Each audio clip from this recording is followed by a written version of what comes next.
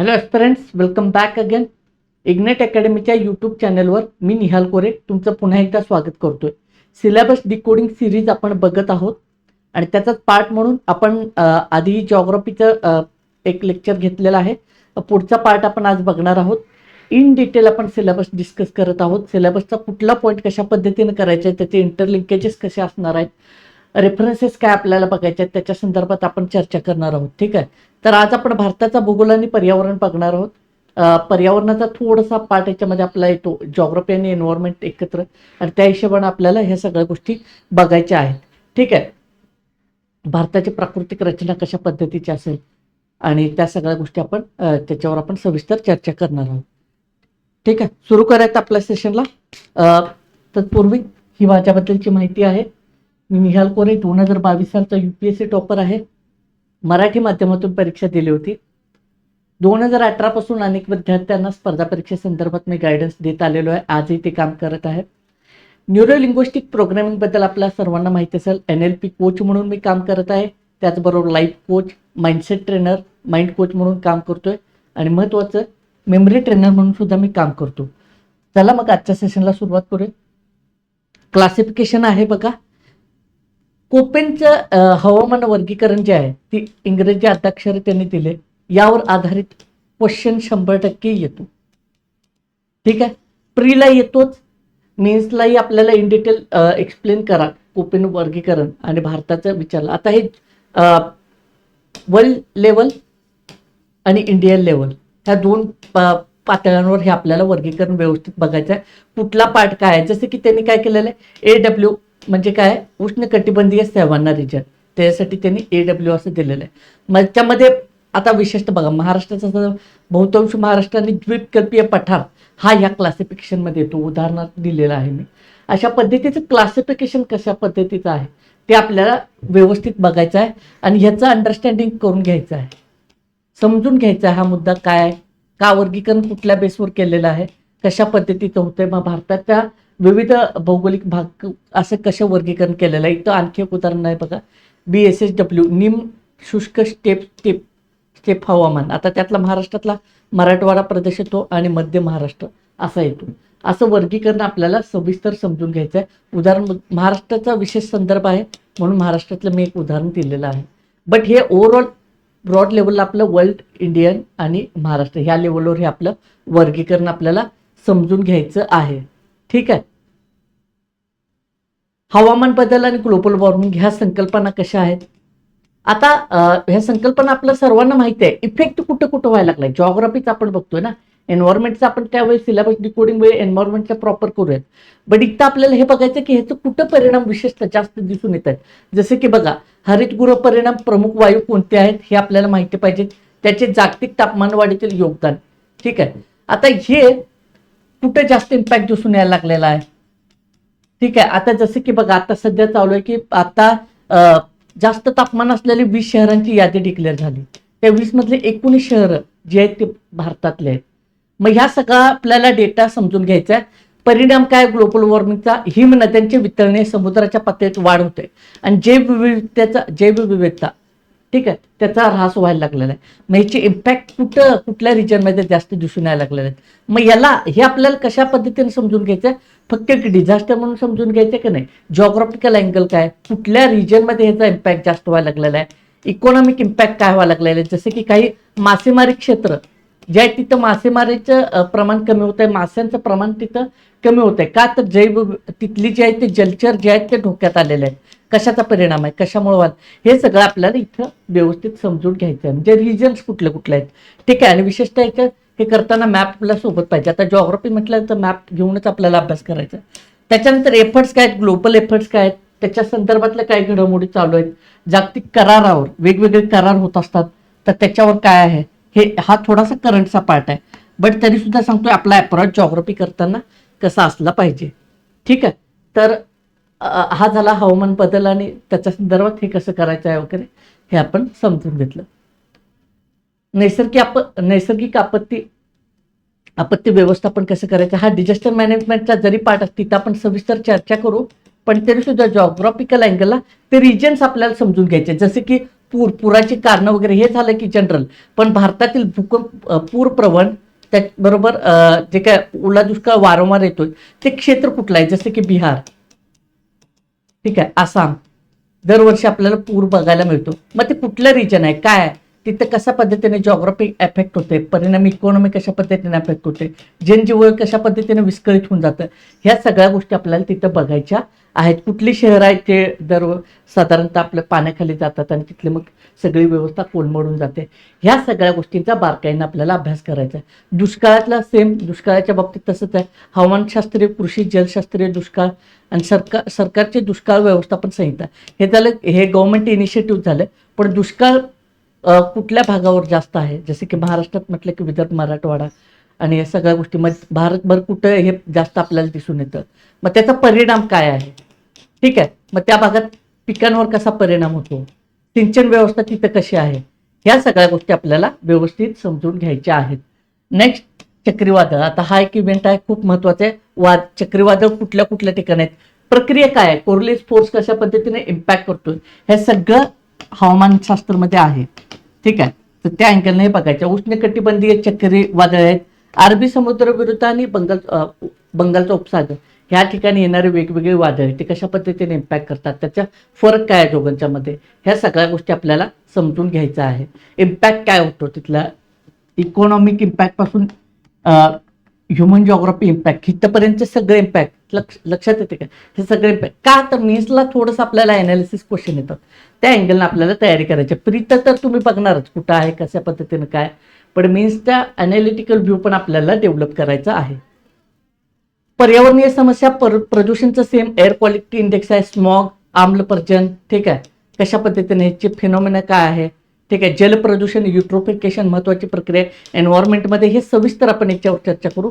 कचरा, प्लास्टिक, नवीन नियम काय आहेत त्याच्या संदर्भातले, सॉलिड वेस्ट मॅनेजमेंट रूल पासूनचे बाकीचे सगळे कायदे आणि काय नियम आहेत, विल्हेवाटीच्या समस्या कशा पद्धतीने आहे, ozone depletion, ozone layer depletion हे कशा पद्धतीने आहे, त्याचा इम्पॅक्ट कसा व्हायला लागलेला आहे, ह्या सगळ्या गोष्टी थोड्याशा एन्व्हायरमेंटला रिलेटेड आहेत, त्या आपण त्याच्याबद्दल चर्चा करू. पण हे सगळं जॉग्राफी करताना थोडे लिंकेजेस लावता यायला पाहिजेत आपल्याला, म्हणजे आपल्याला काय कुठल्या रिजनमध्ये इम्पॅक्ट व्हायला लागला आहे ह्या साधारण गोष्टींचा जास्त लक्षात येते का, ठीक आहे. सॉरी, आता हे सगळं करत असताना मी सांगितलं ह्या सगळ्या गोष्टी, हे करत असताना काय महत्वाच्या बाबी आपल्याला, नकाशा पाहिजे आपल्याकडे, नकाशा मॅपिंगचा डेलीच करायचा आहे, ठीक आहे. जॉग्राफी करताना हवामानाच्या प्रकाराने सगळ्या गोष्टी, कुठलं आपण कुठलं क्षेत्र आहे, जसं की आता समजा भूकंप कुठलेही म्हणा, आता समजा वादळ आहे, वादळ आलेले आहेत, मग ते कुठं आहे, ठीक आहे, कशा पद्धतीने इम्पॅक्ट झाला कुठं, हे सगळं मॅपवर आपल्याला करायचं आहे. गव्हर्नमेंटचे काही रिपोर्ट्स आहेत का, ठीक आहे, उदाहरणार्थ इंडिया स्टेट फॉरेस्ट रिपोर्ट आहे, ठीक आहे, नीती आयोगाचे काही पर्यावरण विषय निर्देशांक आहेत ते आपल्याला व्यवस्थित बघायचे, करंट असेल किंवा कंटेम्पररी इश्यूजमधून हा सगळा डेटा महत्त्वाचा आहे का, तर मेन्सचे क्वेश्चन लिहिताना हा डेटा आपल्याला पुट करायचा आहे. महत्त्वाचे कायदे आहेत, पर्यावरण संरक्षण कायदा 1986चा खूप महत्त्वाचा आहे, wild life protection act 1972, pollution control board, ठीक आहे, ह्या सगळ्या गोष्टी आपल्याला बघायच्या आहेत. शाश्वत विकास ध्येय, सस्टेनेबल डेव्हलपमेंट गोल, त्याच्या आधी मिलेनियम डेव्हलपमेंट गोल, ह्या सगळ्या गोष्टी आपल्याला बघायच्या आहेत. हे ठीक आहे, हे इकॉनॉमीला सुद्धा आपल्याला इम्पॉर्टंट आहे, ठीक आहे, हे आपल्याला माहितीच पाहिजेत ह्या सगळ्या गोष्टी. आता आपण वळूयात भारताचा भूगोल कशा पद्धतीने करायचे, त्याच्यामध्ये काय कोर महत्वाचे पिलर आपल्याला समजून घ्यायचे. आपल्या सर्वांना माहिती आहे की पर्वतीय प्रदेश आहे, त्याच्यानंतर काय आहे, बघतो आपण स्टेप बाय स्टेप.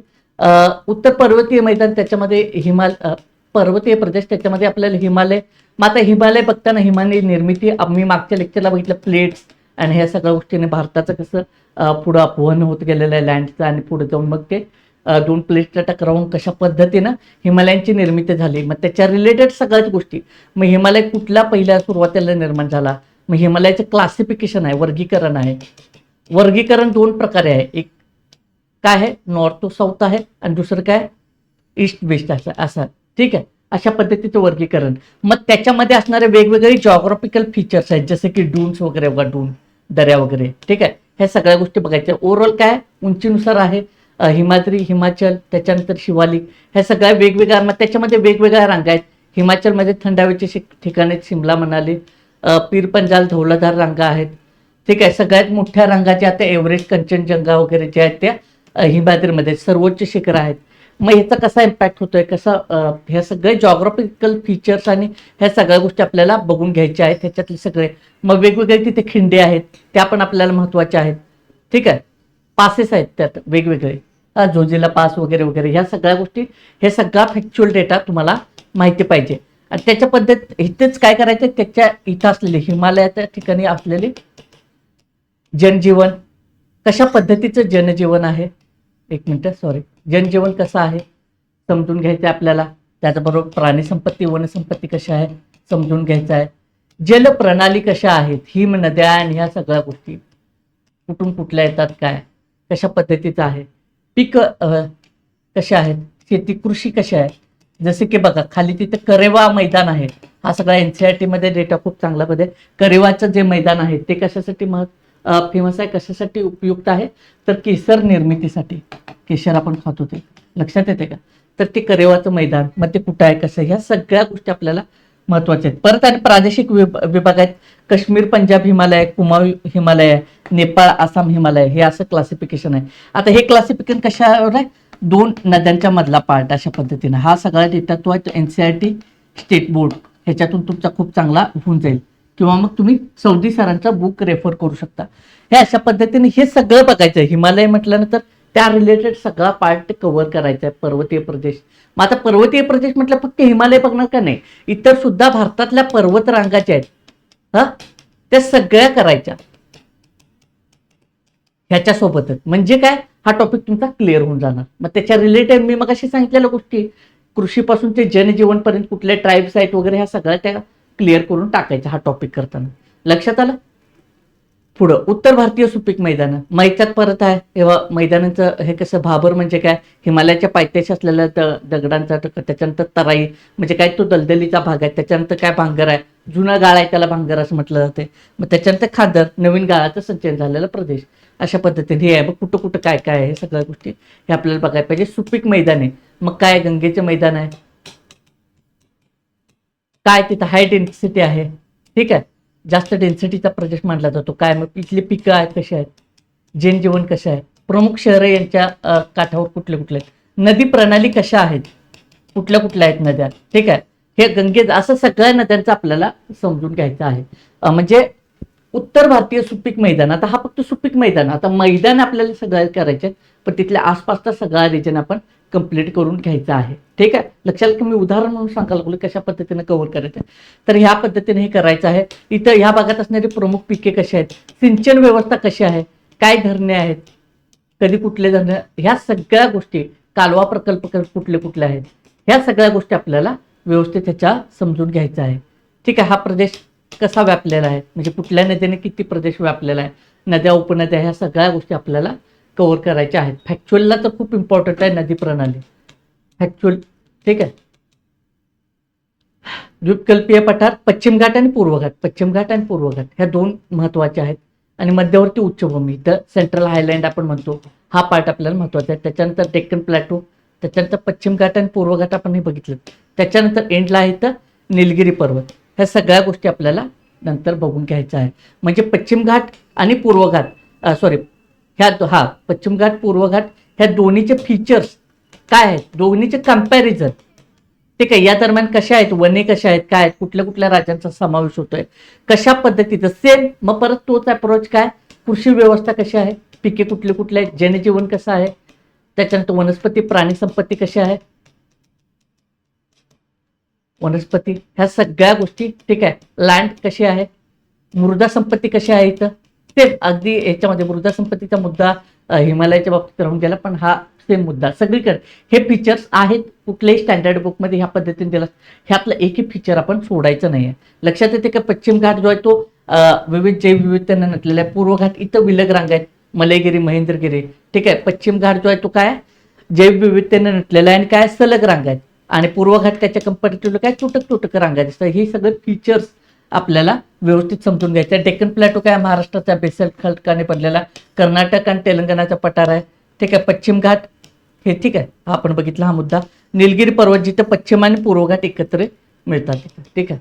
हा निलगिरी पर्वताचा भाग. असे काय आहेत हे सगळे रचना आहे. मग याच्या ठिकाणी असणारे, ह्या सगळ्या ठिकाणी असणारे बायोस्फिअर रिझर्व्स असतील, ठीक आहे. वेगवेगळे प्रकल्प, व्याघ्र प्रकल्प असतील किंवा आणखी जे काही एन्व्हायरमेंट रिलेटेड प्रकल्प असतील, त्या सगळ्या गोष्टी आपण इथं करून घ्यायच्या. त्याची लिस्ट बनवायची, शॉर्ट नोट्स काढायच्या, तर त्याच वेळी करून टाकायचं. लक्षात येते का? ठीक आहे.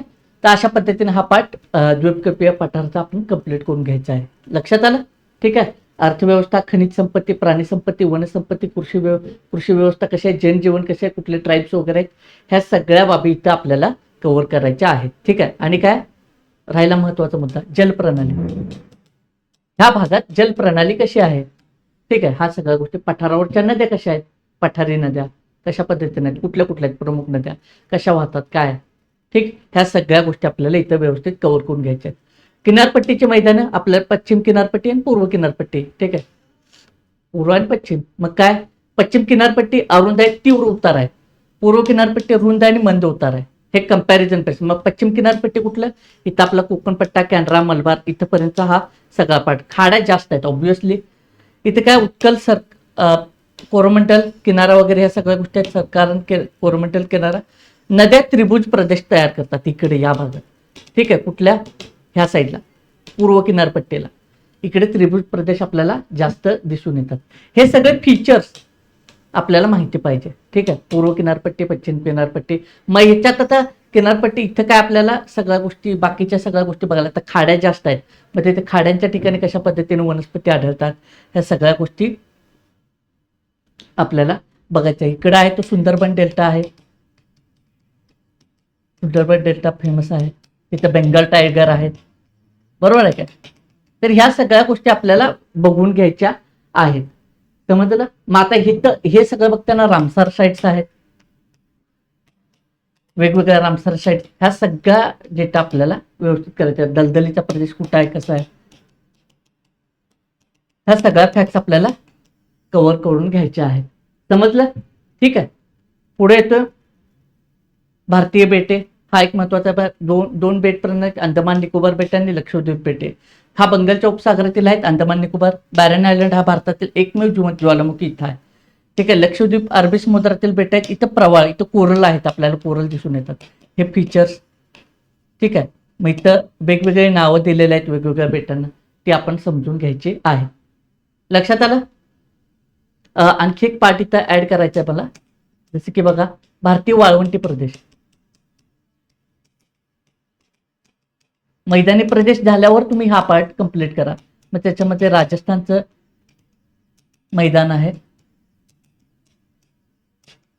व्यवस्थित आपल्याला जर बेसिक अंडरस्टँडिंग करून घ्यायचं असलं तर जुनं 10वीचं स्टेट बोर्ड व्यवस्थित समजून घ्या. याच्यात टॉपिक वाईजच दिलेलं आहे, जसे की उत्तर भारतीय पर्वतीय मैदान, त्याच्यानंतर मैदानी प्रदेश, त्याच्यानंतर उत्तर भारतीय वाळवंटी प्रदेश, ठीक आहे. त्याच्यानंतर भारतीय बेटे. ह्या टॉपिकच असे आहेत ते त्याच्यामध्ये, आणि त्याच्या आधारावरच मला हे डिकोडिंग करायला थोडंसं सोपं झालं. तर त्या पद्धतीने तुम्ही ते कंप्लीट करून घ्या. लक्षात आलं का?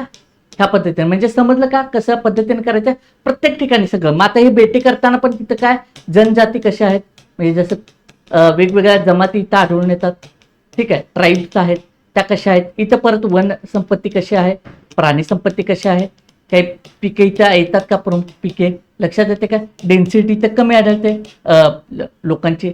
तर ह्या सगळ्या गोष्टी सेम, म्हणजे सगळा पॅटर्न सगळा सेम. तसंच पर्वतीय प्रदेश करताना त्याच पद्धतीनं ह्या सगळ्या गोष्टी आपल्याला व्यवस्थित करायच्या आहेत, ठीक आहे. ह्याच्यात वेगवेगळ्या आहेत 9 डिग्री चॅनल वगैरे, ह्या सगळ्या गोष्टी आपल्याला इथं समुद्राच्या त्या सगळ्या गोष्टी आपल्याला कव्हर करून घ्यायच्या आहेत. लक्षात आलं का? हा कशा पद्धतीने आपण, तर आजच्या सेशनमध्ये आपण इथंच थांबूयात. आय होप लेक्चर नक्की आवडलं असेल. इन डिटेल आपण सिलेबस डिकोड करतोय आणि क्वेश्चन मी इन्क्लूड केलेले नाहीत. आय नो ज्यावेळी सगळं जॉग्राफीचं कंप्लीट होईल त्यावेळी कशा पद्धतीने जॉग्राफीचे क्वेश्चन येऊ शकतात, मीन्सचे क्वेश्चन आपण त्याच्यामध्ये ऍड करू. त्याच्यावरून तुम्हाला आयडिया येईल की कशा पद्धतीने करायचं. मी हिस्ट्रीला ऍड केले आहेत क्वेश्चन, जॉग्राफीलाही सेम आपण ऍड करूया, जेणेकरून तुम्हाला लक्षात येईल. आता हे फीचर्स आपण डिस्कस केले, या पद्धतीनेच आपल्याला हे तयारी करायची, जेणेकरून आपली तयारी कमी वेळेमध्ये इफेक्टिव्ह राहील. लक्षात येते का? ह्या सगळ्या गोष्टी डोक्यात असाव्यात. अदरवाईज फक्त तुम्ही एक सिलेबस असा तो पॉईंट बघितला मीचा, त्याच्यात नाही. तुम्हाला इन डिटेल सब टॉपिक्स काढावे लागतील आणि ते मी करतोय काम. ते काम तुमच्यासाठी मी सोपं करतोय. फक्त तुम्ही त्या पद्धतीने प्रिपरेशनला सुरुवात करा, जेणेकरून तुमचं काम सोपं होईल. तुर्तास इथंच थांबूयात. भेटूया पुढच्या सेशनमध्ये. धन्यवाद.